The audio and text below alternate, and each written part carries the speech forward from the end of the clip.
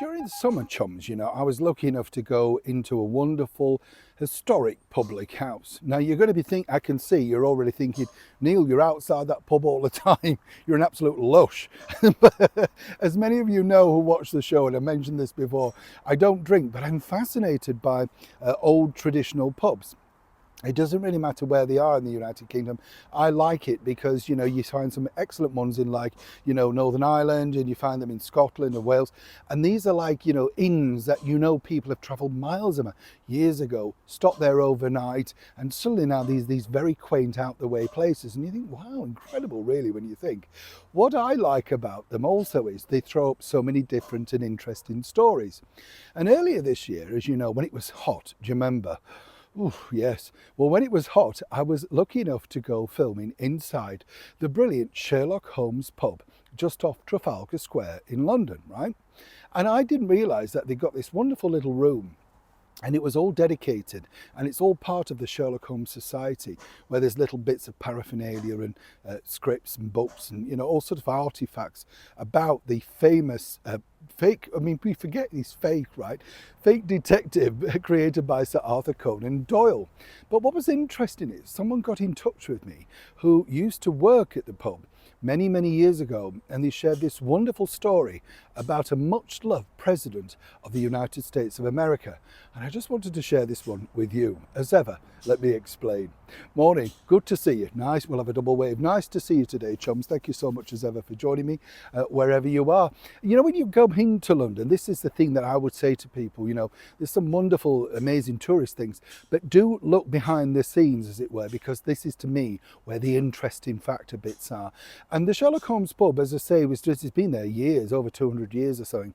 And this was the sort of place where people would, the highwaymen, particularly at that point, who were working in very big houses, would congregate, and then if they were called, could very quickly pick up their master from a private club or an event or the theatre, and when you look at that area now, you think, really, around this area?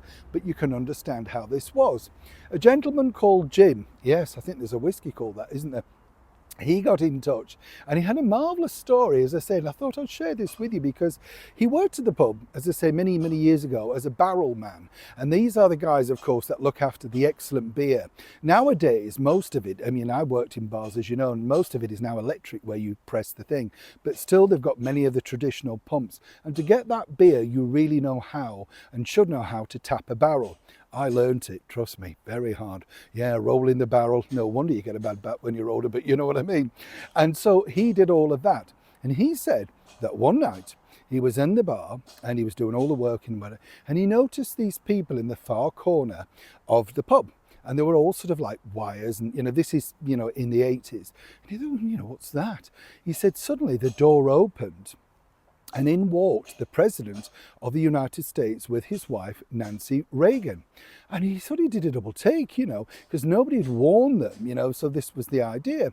And apparently the reason why they ended up there was because they'd been on a Sherlock Holmes walking, tour, guide thing, right? And you think, what? And he ended up having a lovely conversation with him.